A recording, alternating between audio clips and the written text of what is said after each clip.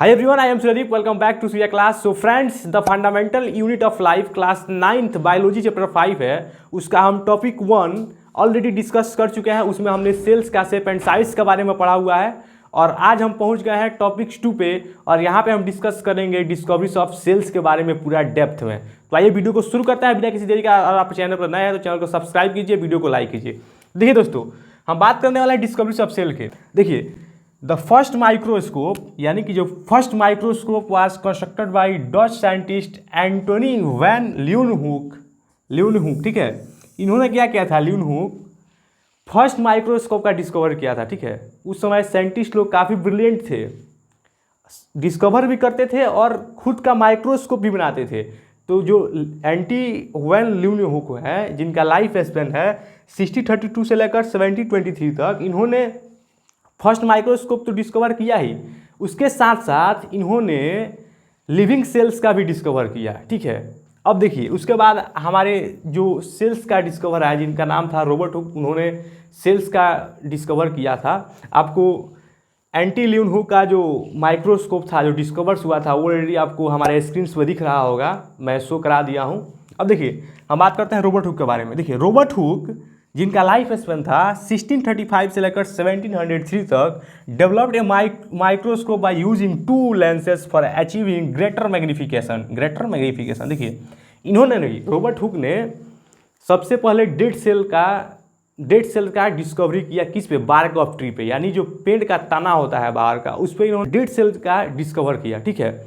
कब किया था? 1665 में किया था। कब किया था दोस्तों? 1665 में रॉबर्ट हुक ने सबसे पहले डेड सेल का डिस्कवर किया था, बार्क ऑफ ट्री का, जिसको हम पेड़ का जो तना होता है उस पर इन्होंने डिस्कवर किया 1665 में।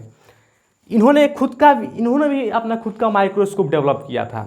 आज देखिए, आज का समय में कुछ भी चीज़ डिस्कवर करना काफ़ी आसान हो गया है, काफ़ी टेक्नोलॉजी आ गया है। आज आप जो अपने स्कूल में देखते होंगे जो माइक्रोस्कोप, उसको हम कंपाउंड माइक्रोस्कोप बोलते हैं, उसके सहायता से हम बहुत आसानी से कुछ भी चीज़ जो है डिस्कवर कर सकते हैं। लेकिन उस समय यानी रॉबर्ट हुक के समय काफ़ी मुश्किल था कुछ भी चीज़ का डिस्कवर करना। उन्होंने खुद का एक माइक्रोस्कोप बनाया। उस माइक्रोस्कोप में क्या था? By using 2 lenses for achieving greater magnification, यानी उन्होंने एक 2 लेंस लगा रखा था, जिससे क्या होगा, आप और कुछ भी चीज़ देखते हैं तो क्या होगा, जूमिंग फॉर्म में दिखेगा। यानी अगर आप हिंदी न्यूज़पेपर पढ़ते हैं तो जो उसका अक्षर है वो बड़ा बड़ा दिखेगा। कुछ इस प्रकार का कॉन्सेप्ट इन्होंने यहाँ पे लगाया था। इन्होंने डिस्कवरी कब किया था? तो 1665 में, वो आपको याद रहना चाहिए। उसके बाद इन्होंने क्या किया? Hook examine a thin slice of cork under his microscope and observe that it was made up of T-box compartment field of together.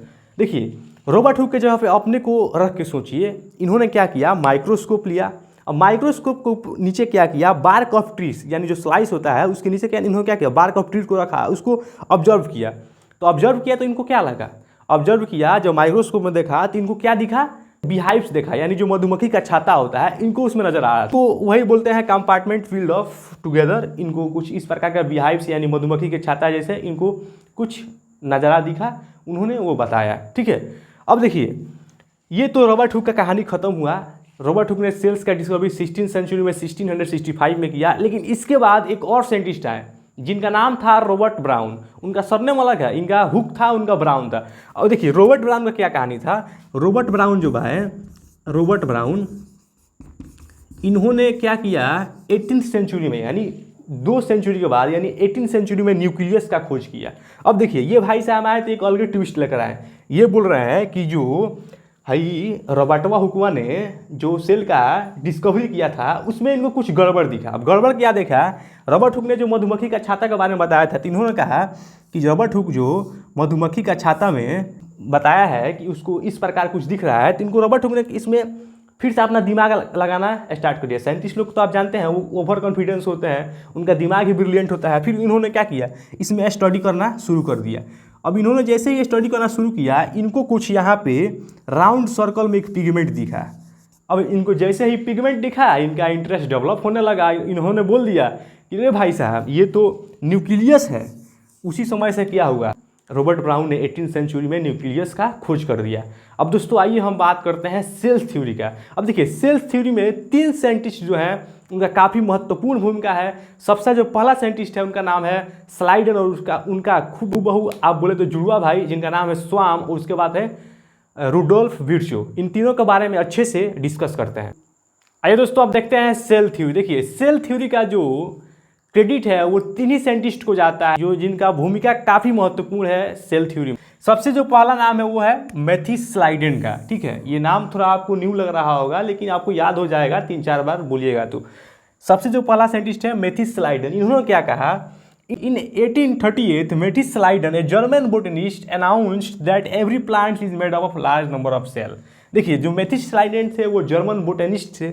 अब जर्मन बोटनिस्ट का मतलब क्या होता है, बोटनिस्ट का मतलब होता है स्टडी ऑफ प्लांट्स, यानी ये प्लांट्स का अध्ययन कर रहे थे और उसमें ये विशेषज्ञ थे। और इन्होंने अनाउंस क्या किया कि जितने भी प्लांट्स हैं वो लार्ज नंबर ऑफ सेल से मिलकर बने हुए हैं। इनके कहने का मतलब ये था कि जो प्लांट्स हैं, जो ओल्ड प्लांट्स हैं, उनसे क्या हो रहा है, 2 न्यू प्लांट्स फॉर्म हो रहे हैं। ठीक है, तो इनके कहने का मतलब यही था कि every plant is made of large number of cell, जितने भी प्लांट्स हैं वो लार्ज नंबर ऑफ सेल से मिलकर बने हुए हैं। उसी प्रकार इनका एक जो दूसरे साइंटिस्ट है जिनका नाम था थियोडोर स्वान, यानी मैथिस स्लाइडेन और थियोडोर स्वान।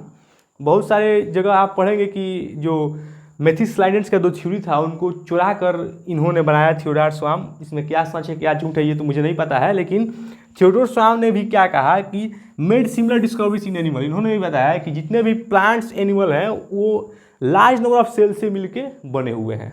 इनका भी कहना वही था जो मैथिस स्लाइडेन का कहना था। ठीक है, उसके बाद आए भाई रुडोल्फ विर्चो। अब रुडोल्फ विर्चो ने क्या किया, 1858 में एक सेल थ्योरी में एडिशन किया। अब एडिशन क्या किया, इन्होंने कहा कि जो जितने भी सेल्स हैं वो प्री एग्जिस्टिंग सेल्स हैं, मतलब न्यू सेल्स जो है प्री एग्जिस्टिंग सेल्स से फॉर्म होते हैं। इनका कहना ये था। तो देखिए इन तीनों पॉइंट का पढ़ने के बाद आपका कंक्लूजन क्या निकल रहा है सेल थ्योरी का। आपसे कोई पूछे तो आप क्या बोलिएगा, सबसे पहले आप बोलिएगा कि cell is the structural and functional unit of life, point number first. And point number second आप क्या बोलिएगा दोस्तों कि all plants and animals cells are made up of cell, यानी all plants and animals made up of large numbers of cells. आप दूसरा point बोलिएगा। And तीसरा पॉइंट क्या बोलिएगा दोस्तों कि new plant cells are arises from pre existing cells. इन तीनों पॉइंट्स का कंक्लूजन हुआ। तो आई होप कि आपको हमारे आज का वीडियो काफ़ी महत्वपूर्ण लगा होगा, डिस्कवरीज ऑफ सेल्स के बारे में और सेल थ्योरीज के बारे में। ये हमारा टॉपिक नंबर 2 था। टॉपिक 1 का आपको डिस्क्रिप्शन में लिंक मिल जाएगा, आप उसे देख सकते हैं। तो मिलते हैं इसके नेक्स्ट टॉपिक्स यानी टॉपिक्स नंबर 3 पे। तब तक के लिए शुभ विदा, नमस्कार।